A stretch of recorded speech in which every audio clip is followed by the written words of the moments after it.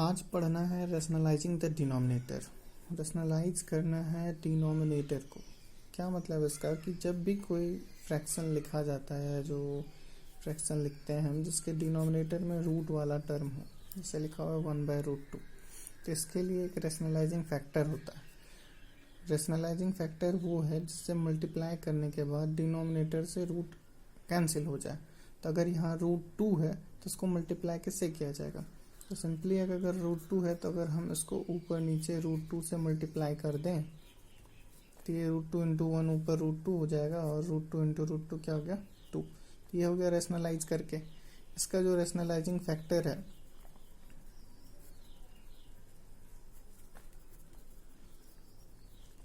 वो क्या हो गया? √2। अगर मान लो यही क्वेश्चन है, यहाँ पे लिखा हुआ है 3/√8, √8 लिखा है, तब हम डायरेक्ट √8 से मल्टीप्लाई कर सकते हैं, लेकिन इसके लिए रेशनलाइजिंग फैक्टर √8 नहीं होगा, क्योंकि हम इसको इस तरह से भी तो लिख सकते हैं 3√8 को 2 × 2 × 2 मतलब 3/2√2। तब इसका मतलब इसका रेशनलाइजिंग फैक्टर सिर्फ क्या है? √2 है। तो इसको मल्टीप्लाई किससे करना है? तो √2 से। तो ये 3 × √2 3√2 हो गया, और 2√2 × √2 कितना? ये 3√2 है बाय 2 × 2, √2 × √2 क्या हो जाएगा? 2। तो 3√2/4 इसका वैल्यू हो गया। मतलब सिंपली सिर्फ एक बात समझना है कि जो रूट में है उसी टर्म से मल्टीप्लाई नहीं करना है, उसको देखना है, वो जो उससे बाहर आ रहा है उसको बाहर करना है, उसके बाद जो बचा हुआ है सिर्फ उससे मल्टीप्लाई होगा, और वही रेशनलाइजिंग फैक्टर होता है। ये तो हो गया इसका सिंपल वे में जो है। अब उसके बाद अगर इसमें बोला जाए कि दो टर्म है, जैसे तीसरा क्वेश्चन अगर हम मान लो यहाँ पे लिख देते हैं 7/3 - √2। अब दो टर्म है, तब इसके कंजुगेट से मल्टीप्लाई किया जाता है। कंजुगेट क्या है? अगर यहाँ 3 - √2 है तो इसको मल्टीप्लाई करना है 3 + √2 से। मतलब ये 7/3 - √2 टर्म था मेरा, उसको मल्टीप्लाई किए 3 + √2 से, ऊपर नीचे मल्टीप्लाई कर दिया। ये क्या होगा? 7 × 3 + √2, और नीचे हो गया 3 का स्क्वायर माइनस √2 का स्क्वायर। कैसे? कि ये क्या है, कौन सा है? a + b × a - b। a + b × a - b क्या होता है? a² - b²। तो a क्या है? 3, b क्या है? √2। यहाँ भी 3 b √2 9 माइनस, जब उसको सॉल्व कर लेंगे तो ये हो गया 7 × 3 + √2, और ये 9 - 2। तो 7 × 3 + √2/7। तो कैंसिल हो रहा था, कैंसिल करेंगे, नहीं कैंसिल हो रहा था तो ऐसे रह जाता। इसका आंसर क्या होगा? 3 + √2। 3 + √2 हो गया आंसर। नेक्स्ट सवाल मान लो 4 नंबर लिखते हैं यहाँ पे 1/√6 + √2। ये 1/√6 + √2 है, इसका कंजुगेट क्या होगा? √6 - √2 ये होगा। तो √6 - √2 को 1 से मल्टीप्लाई किया गया, तो √6 - √2। नीचे फिर है a + b और a - b। a + b × a - b, a² - b²। तो यहाँ तो √6 - √2 हो गया, और नीचे क्या हो जाएगा? √6 का स्क्वायर 6 और √2 का स्क्वायर 2, 6 - 2। मतलब इसका आंसर हो गया √6 - √2/4। ये हो गया इसका आंसर, √6 - √2/4। अब इससे रिलेटेड बहुत सारा सवाल बनता है। जैसे अगर हम मान लो फर्स्ट क्वेश्चन लिखते हैं यहाँ पे सिंप्लीफाई।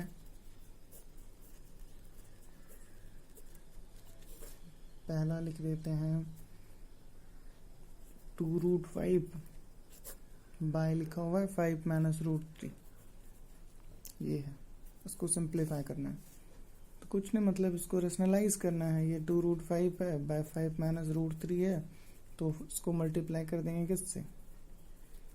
5 + √3 से। नीचे भी हो गया 5 + √3। तो ऊपर पे तो टर्म है 2√5 और यहाँ है 5 + √3। नीचे हो गया तुम्हारा फिर से 5 - √3, 5 + √3। तो 5 का स्क्वायर है 25 और √3 का स्क्वायर 3। तो यहाँ 2√5 इंटू 5 प्लस √3 बाय 22, तो 2 से कैंसिल हो रहा है तो कैंसिल कर लेते हैं, और मल्टीप्लाई करने का मन है तो वो भी कर सकते हैं। ये हो गया 5√5, √5 इंटू √3 √15 बाय 11, ये इसका आंसर। यहाँ भी इसका आंसर छोड़ सकते थे, √5 इंटू 5 प्लस √3 बाय 11, या इसको मल्टीप्लाई कर दिए, √5 इंटू 5 5√5, √5 इंटू √3 √15 बाय 11, आंसर। अब जैसे मान लो 2 टर्म वाला क्वेश्चन आ गया, सिंप्लीफाई करने के लिए ही सेकंड नंबर।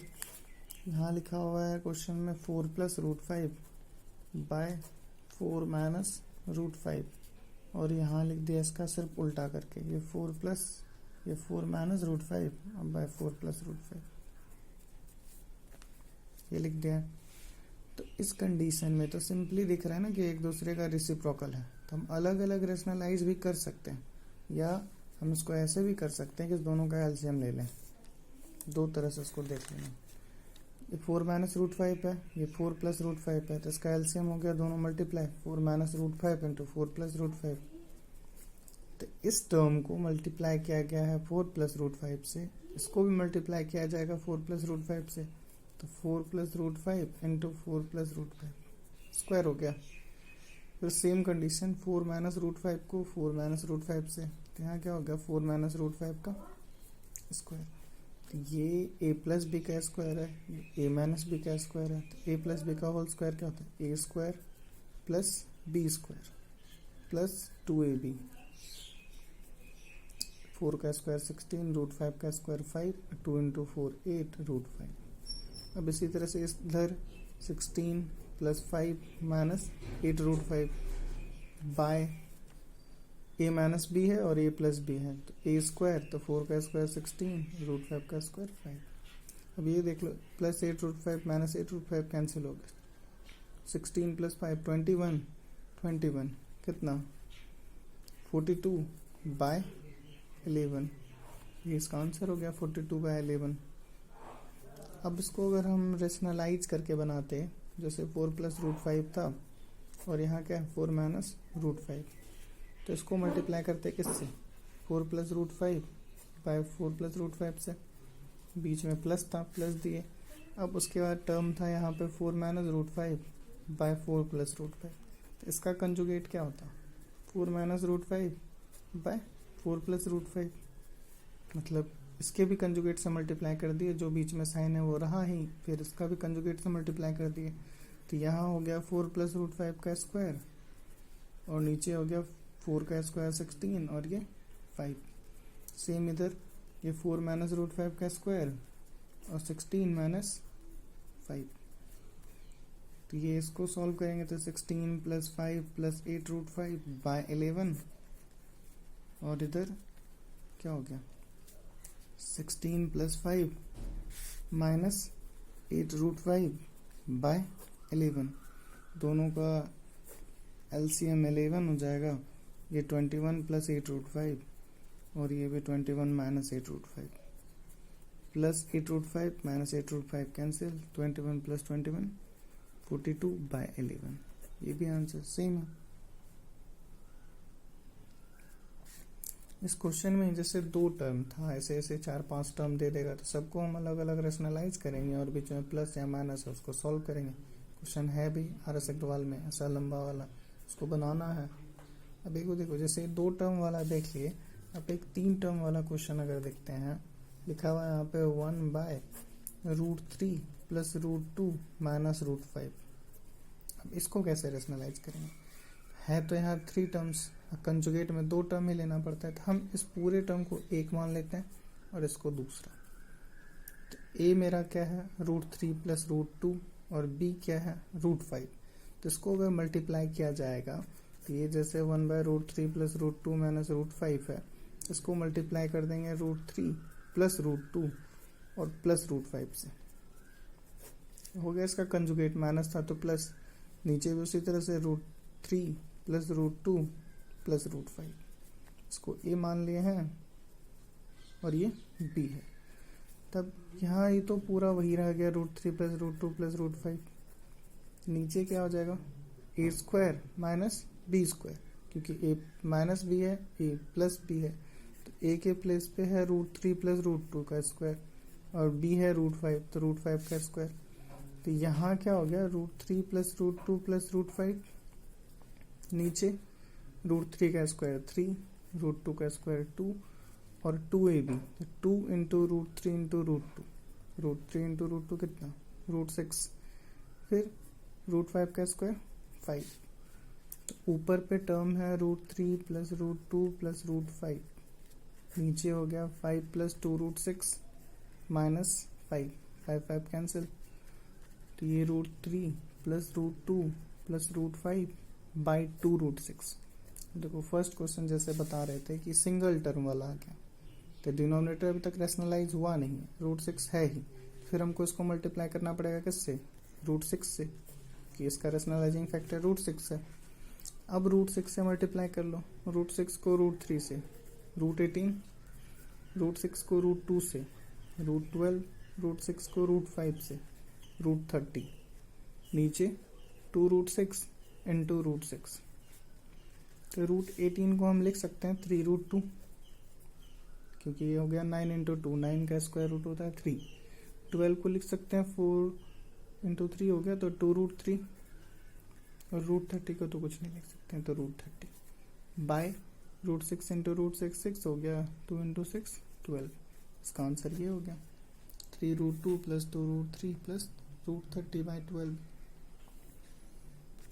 इसी रेशनलाइजिंग द डिनोमिनेटर से एक टाइप का और सवाल बनता है, उसको भी देख लो।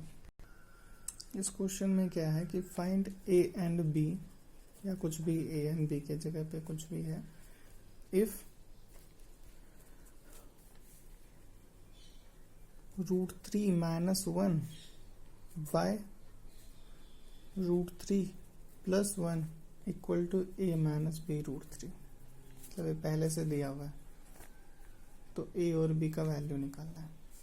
सिंपल क्वेश्चन है, थोड़ा सा अच्छे से देखना है, करते वही है रैशनलाइज, लेकिन यहाँ पे जैसे दिया है उसी तरह से चलते जाएंगे। इक्वल टू पहले से लिखा है ना, ए माइनस बी √3, तो ठीक है, √3 minus 1 by √3 plus 1 equal to a minus b √3। अब ये मेरा √3 प्लस 1 टर्म है, रैशनलाइज करने के लिए मल्टीप्लाई करना पड़ेगा किससे, √3 माइनस 1 से, तो √3 माइनस 1 से मल्टीप्लाई कर दिए। यहाँ है ए माइनस बी √3। अब √3 माइनस 1 और √3 माइनस 1, इसका मतलब √3 माइनस 1 का होल स्क्वायर, ये ए प्लस बी है, ये ए माइनस बी है, तो a square minus b square equal to a minus b √3। तो √3 माइनस 1 का स्क्वायर कितना, ए स्क्वायर तो 3 हो जाएगा, बी स्क्वायर तो 1 माइनस 2 √3 बाय 3 माइनस 1, यहाँ है ए माइनस बी √3, ये हो गया 4 minus 2 √3 by 2 equal to a minus b √3। ये चलते ही रहेगा साथ में ए माइनस बी √3, 2 कॉमन हो गया, तो 2 minus √3 by 2 equal to a minus b √3। फिर 2 कैंसिल हो रहा है, तो यहाँ क्या बचा, 2 माइनस √3, यहाँ क्या बचा, ए माइनस बी √3। तो बस दोनों को कंपेयर करते हैं। एक टर्म है जो कि रूट के बिना है, वो 2 है, तो 2 जो है किसके साथ कंपैरिजन हुआ इसका, ए के साथ, मतलब 2 इक्वल है किसके, ए की।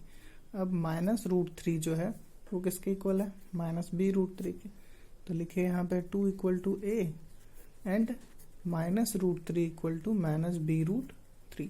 √3 कैंसिल हो गया, माइनस माइनस कैंसिल हो गया, तो यहाँ 1 है, तो बी का वैल्यू क्या हो गया 1, ए 2 और बी 1, इसका आंसर हो गया। इससे बहुत सारा क्वेश्चन बनता है। एक क्वेश्चन और इस पे देख लो, एक क्वेश्चन था सा, मान लो लिखा हुआ है find a and b if 2 √6 minus √5 by 3 √5 minus 2 √6 equal to a plus b √30। कितना भी बड़ा सवाल रहे या इसमें भी 2 टर्म दे दिया रहे, सॉल्व करेंगे उसी तरह से रैशनलाइजिंग की तरह, और उसके बाद लास्ट में कंपेयर कर देते हैं। जैसे कंपेयर कर ये किए थे, करना उसी तरह से सॉल्व है। तो जैसे अब इसको हम सॉल्व करना चाहेंगे तो 2√6 माइनस √5 है बाय 3√5 माइनस 2√6 है। मल्टीप्लाई किससे हो जाएगा, 3√5 प्लस 2√6, नीचे हो गया 3√5 plus 2√6 equal to a plus b √3 30। अब तो ये दोनों अलग अलग टर्म सीधा सीधा मल्टीप्लाई होगा, तो मल्टीप्लाई करेंगे तो 2√6 को 3√5 से मल्टीप्लाई करो, अच्छे से देखना है। 2 इंटू 3 6 हुआ, √6 इंटू √5 √30, मतलब 6√30। 2√6 को 2√6 से मल्टीप्लाई कर रहे हो, 2 इंटू 2 4, √6 इंटू √6 6, 4 इंटू 6 24। इससे दोनों में मल्टीप्लाई हो गया। अब √5 से कर रहे हैं 3√5 को, तो माइनस और प्लस, माइनस √5 इंटू √5 5, 5 इंटू 3 15, √5 को 2√6 से माइनस प्लस माइनस, तो 2√30 बाय यहाँ a माइनस बी है और ये a प्लस बी है, तो a स्क्वायर, तो 3√5 का स्क्वायर लिख देते हैं एक बार, मान लो 3√5 का स्क्वायर और ये 2√6 का स्क्वायर इक्वल टू है a प्लस बी √30। तो यहाँ जैसे है 6√30 में 2√30 माइनस हो गया, तो 4√30, 24 में 15 माइनस हो गया 9, 3√5 का स्क्वायर, 3 का स्क्वायर 9, √5 का स्क्वायर 5, 9 इंटू 5 45, 2√6 का स्क्वायर, 2 का स्क्वायर 4, √6 का स्क्वायर 6, 4 इंटू 6 24 इक्वल टू क्या है, a प्लस बी √30। तो यहाँ देखते हैं, जैसे ये 9 प्लस 4√30 था, बाय क्या है 45 minus 24 21 equal to a plus b √30। तो इसको हम अलग अलग लिख सकते हैं ऐसे, 9/21 प्लस 4√30 बाय 21 इक्वल टू क्या हो गया, a प्लस बी √30। ये कैंसिल हो रहा है तो कैंसिल कर लो, 3/7।